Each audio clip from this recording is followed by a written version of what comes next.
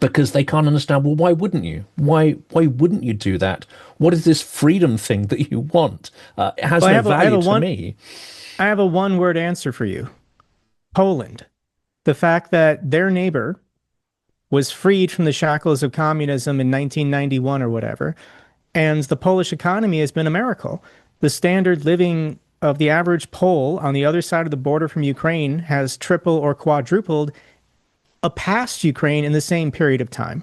So it's not hard. It's not hard for the people of Ukraine to look at what their system has achieved, and it's very corrupt, under Russian influence since the collapse of the Soviet Union, whereas their neighbors just to the east who got into NATO, got into the EU, they're living better. They have better lives. And this, honestly, I think we don't really talk anymore about what is the root cause of this war and why did Putin pull the trigger in 2022. And I'm convinced the answer is there are Russian speakers in Ukraine. And if Ukraine eventually joins the EU and joined NATO, and then their economy took off because they reduced corruption, they had free enterprise, they had access to Western markets, investments, standard of living, everything went up. You now have Russian speakers prospering, living with real democracy on the other side of the border from Russia. And that would have been then people moving farther east saying, well, why can't we have what they have? I'm not that different from those people.